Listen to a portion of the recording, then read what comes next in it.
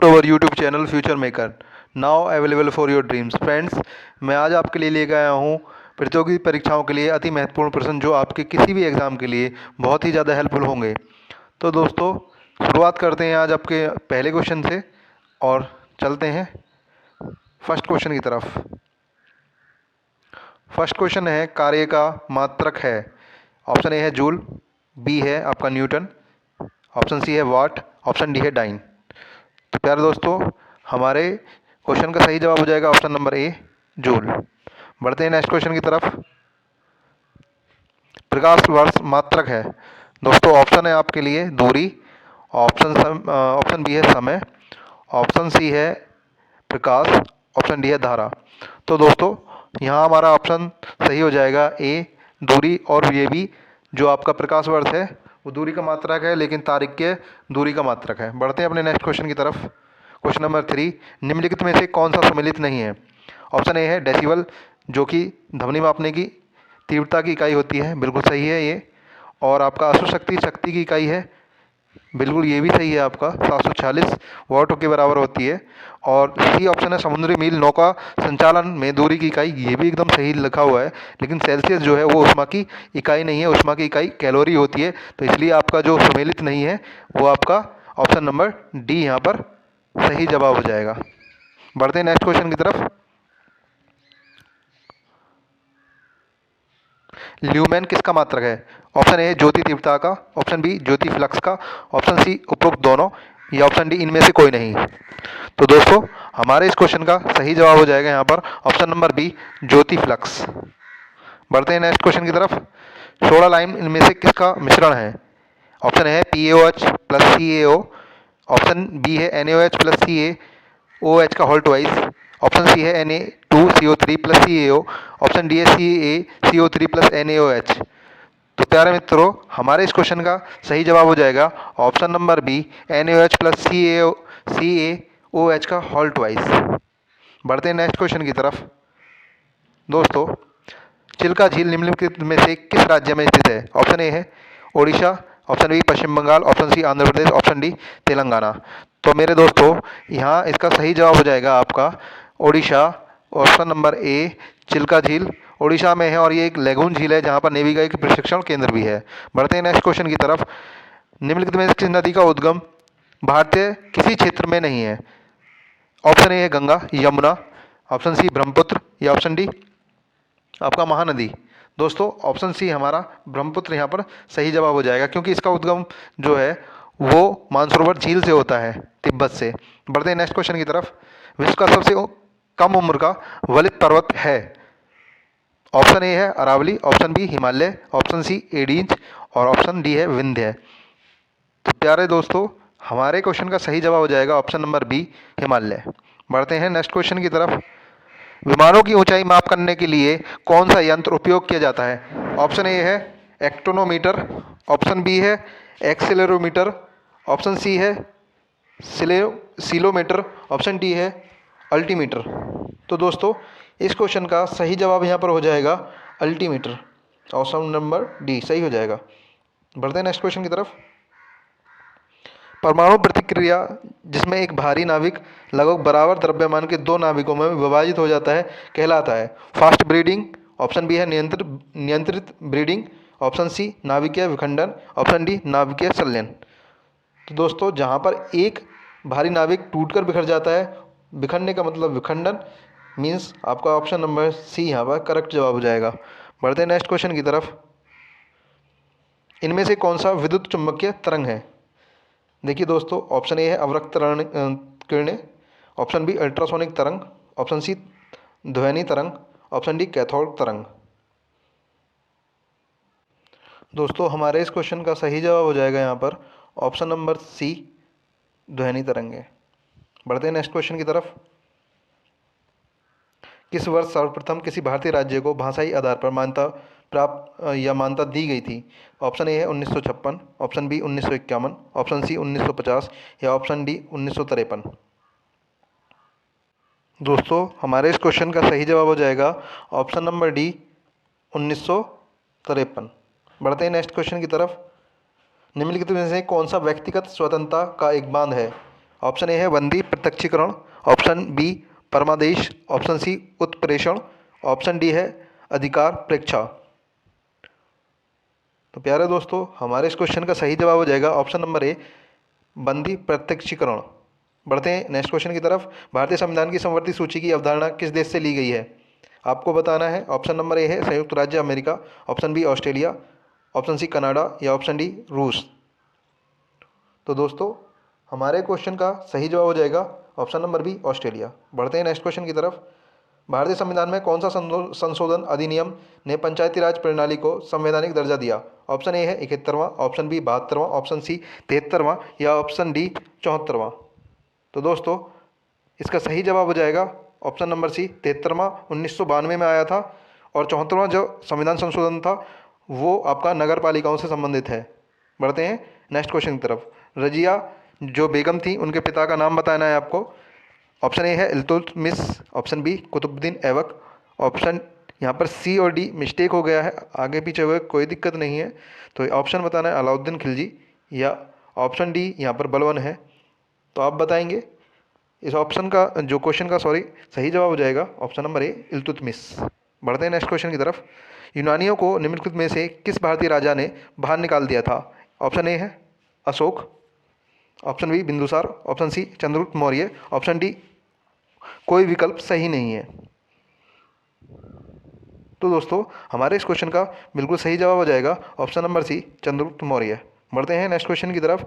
विश्व का एकमात्र देश जिसका ध्वज एक वर्ग या आयताकार नहीं है? ऑप्शन ए है पाकिस्तान, ऑप्शन बी चीन, ऑप्शन सी श्रीलंका या ऑप्शन डी नेपाल। तो दोस्तों, हमारे इस क्वेश्चन का सही जवाब हो जाएगा नेपाल। बढ़ते हैं नेक्स्ट क्वेश्चन की तरफ। निम्नलिखित में से कौन सा एक भारतीय रिजर्व बैंक का कार्य नहीं है? ऑप्शन ए है मौद्रिक प्रबंधन, ऑप्शन बी सरकारी ऋण प्रबंधन, ऑप्शन सी विदेशी विनिमय प्रबंधन, ऑप्शन डी है आपका ग्राहकों से जमा स्वीकार करना। तो प्यारे दोस्तों, इस क्वेश्चन का सही जवाब हो जाएगा ऑप्शन नंबर डी ग्राहकों से जमा स्वीकार करना। बढ़ते हैं अपने नेक्स्ट क्वेश्चन की तरफ। भारत में आर्थिक उदारीकरण किस वर्ष में हुआ था? ऑप्शन ए है 1985, option B 1989, option C 1991, option D 1993। तो दोस्तों, हमारे इस क्वेश्चन का सही जवाब हो जाएगा ऑप्शन नंबर सी 1991। बढ़ते हैं नेक्स्ट क्वेश्चन की तरफ। निम्नलिखित में से कौन सा भारतीय संविधान के अंतर्गत एक मौलिक कर्तव्य है? ऑप्शन ए है कानून के समक्ष समानता रखना, ऑप्शन बी अस्पृश्यता को बढ़ावा ना देना, ऑप्शन सी है इस्तेमाल ना करना, ऑप्शन डी है देश की रक्षा करें तथा आह्वान किए जाने पर राष्ट्र की सेवा करें। तो प्यारे दोस्तों, हमारे इस क्वेश्चन का सही जवाब हो जाएगा ऑप्शन नंबर डी देश की रक्षा तथा आह्वान किए जाने पर राष्ट्र की सेवा करें।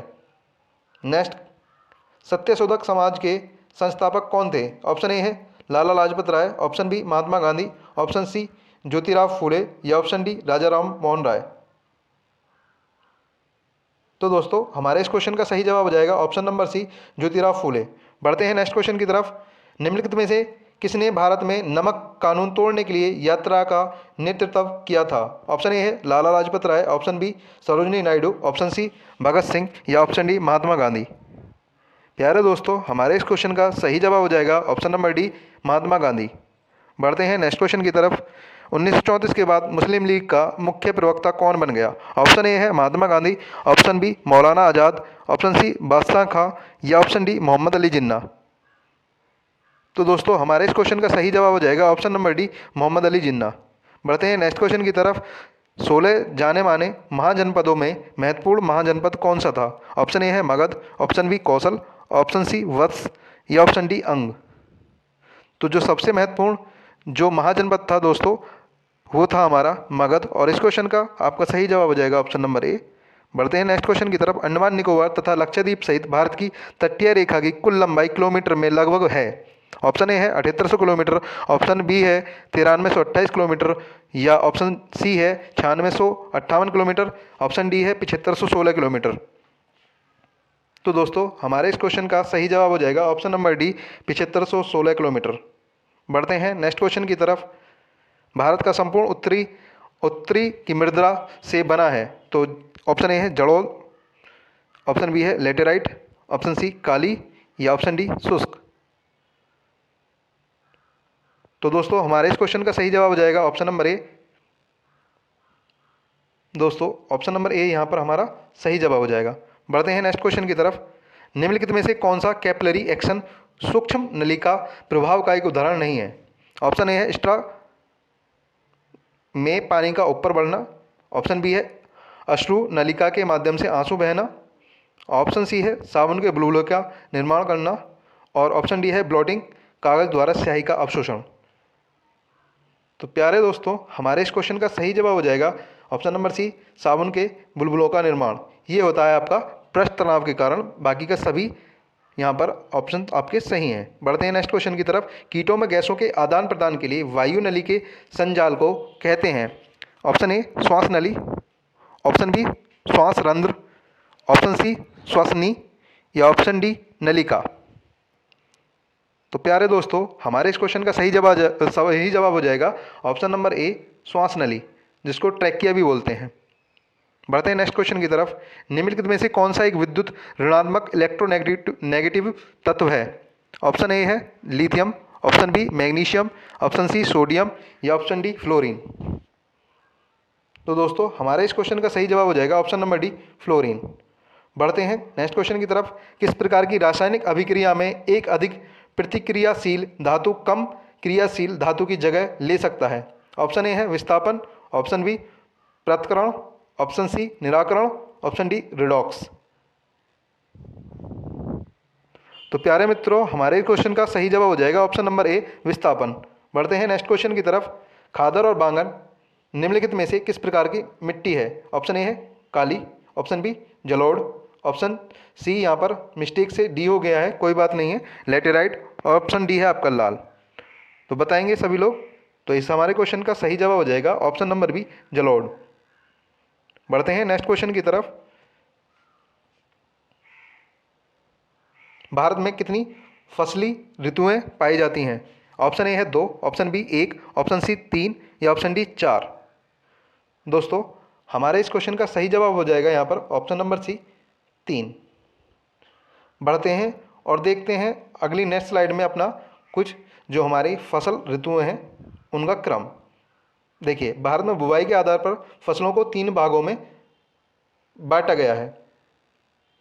देखिए, उसके बाद में आपको पता है कि जिन्हें रबी, खरीफ एवं जायद के नाम से जाना जाता है। देखिए, रबी जो है आपका वो अक्टूबर नवंबर में बोई जाती है फसल, और आपका मार्च अप्रैल में काटी जाती है। दोस्तों, जो प्रमुख फसलें हैं वो है सरसों, गेहूँ, आलू, चना, मटर आदि। उसके बाद में जो खरीफ की जो फसलें हैं वो जून जुलाई में बोकर और अक्टूबर नवंबर में काट ली जाती हैं। उसमें से आपका जो प्रमुख फसल हैं वो हैं धान, मक्का, सोयाबीन, बाजरा आदि। नेक्स्ट जो आपकी फसल होती है वो होती है जायद की फसल, जो मार्च में बोई जाती है और जून में काट ली जाती है। दोस्तों, उसमें आपका आते हैं खरबूजा, तरबूज, मूंग आदि। तो दोस्तों, ये कुछ आपकी फसलों का क्रम और प्रमुख फसलें हैं जो आपको याद रखनी है। बढ़ते हैं नेक्स्ट क्वेश्चन की तरफ। देखिए, कादम्बरी के लेखक कौन हैं?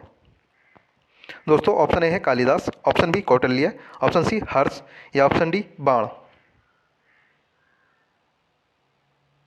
तो दोस्तों, कादम्बरी के जो लेखक हैं वो हैं आपके यहाँ पर ऑप्शन नंबर डी बाण। बढ़ते हैं नेक्स्ट क्वेश्चन की तरफ। पाल वंश का पहला शासक कौन था?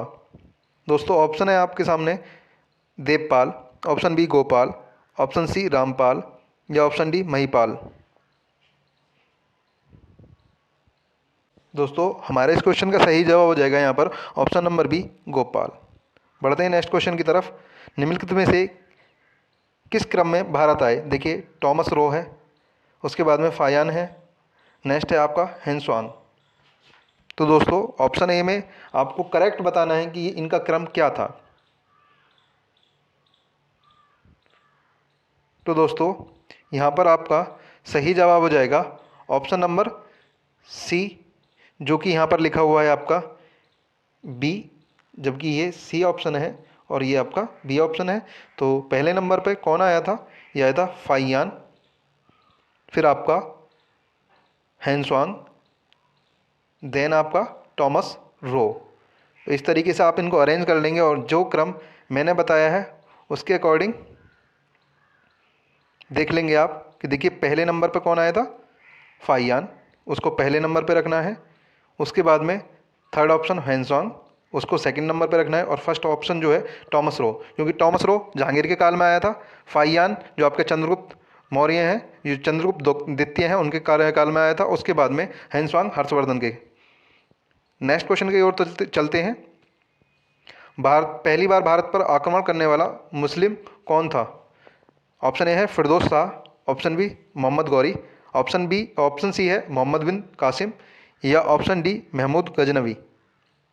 तो हमारा यहाँ पर सही जवाब हो जाएगा ऑप्शन नंबर सी, मोहम्मद बिन कासिम। 712 में इसने आक्रमण किया था भारत पर। बढ़ते हैं नेक्स्ट क्वेश्चन की तरफ। कालांतर में जयचंद कहाँ और कब मारा गया? ऑप्शन ए है तराइन का युद्ध 1192, चंदावर का युद्ध 1993, या कन्नौज का युद्ध 1194, या उपयुक्त में से कोई नहीं। तो दोस्तों हमारा इस क्वेश्चन का सही जवाब हो जाएगा कन्नौज 1194। बढ़ते हैं नेक्स्ट क्वेश्चन की तरफ। विजयनगर साम्राज्य के संस्थापक कौन थे? Option A Harihar Rai, option C है यहाँ पर बुक्का, ऑप्शन बी जो आपको गलत लिखा हुआ है इसको आप करेक्ट कर लीजिए, ये बी ऑप्शन है और ये सी ऑप्शन है बुक्का, और ऑप्शन डी है सदाशिव राव। तो दोस्तों विजयनगर साम्राज्य की हरिहर और बुक्का नामक दोनों भाइयों ने क्या करा था? दोनों भाई थे और उन्होंने इसकी संस्थापना करी थी। बढ़ते हैं नेक्स्ट क्वेश्चन की तरफ। दिल्ली का प्रसिद्ध लोह स्तंभ जो सदियों से बिना जंग लगे खड़ा है, वह निम्नलिखित में से किस ऐतिहासिक परिसर में स्थित है? ऑप्शन ए है जामा मस्जिद परिसर, ऑप्शन बी लाल किला परिसर, ऑप्शन सी कुतुब मीनार परिसर, ऑप्शन डी हुमायूं के मकबरे का परिसर। तो प्यारे मित्रों हमारे इस क्वेश्चन का सही जवाब हो जाएगा ऑप्शन नंबर सी, कुतुब मीनार परिसर। बढ़ते हैं नेक्स्ट क्वेश्चन की तरफ। निम्नलिखित में से कौन सा सुमेलित नहीं है? ऑप्शन ए बाबरनामा, जो बाबर ने ही लिखी है अपनी आत्मकथा, वो एकदम सही है। शाहजहाँनामा मोहम्मद ताहिर ने लिखे, एकदम सही है। हुमायूं नामा हुमायूं ने लिखी नहीं है, ये आपका किसने लिखी है? हुमायूं नामा गुलबदन बेगम ने लिखी है, जो इनकी बहन थी गुलबदन बेगम। तो ये आप करेक्ट कर लेंगे, गुलबदन बेगम। और तुजुक ए जहांगीर ने लिखी, ये एकदम सही है। तो दोस्तों हमारे इस क्वेश्चन का ऑप्शन नंबर सी सही जवाब हो जाएगा, क्योंकि सुमेलित नहीं है, ये पूछा है आपसे। बढ़ते हैं नेक्स्ट क्वेश्चन की तरफ। भारत में शासन करने वाले दिए गए शासकों का कालक्रम अनुसार सही क्रम क्या है? ऑप्शन ए है Sher Shah Suri, option B Akbar, option C Alauddin Khilji, या ऑप्शन डी इल्तुतमिश।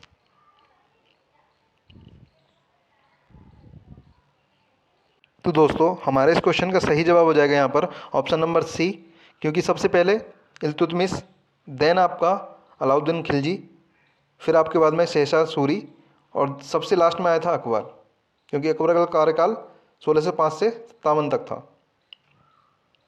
चलते हैं नेक्स्ट क्वेश्चन की तरफ।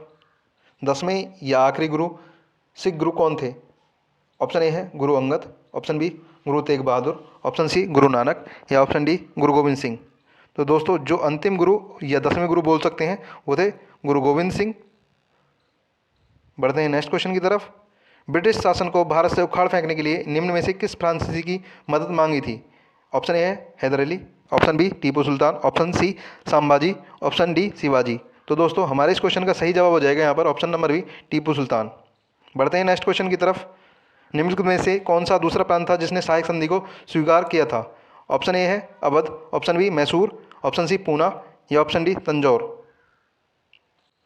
तो प्यारे दोस्तों हमारे इस क्वेश्चन का सही जवाब हो जाएगा ऑप्शन नंबर बी मैसूर।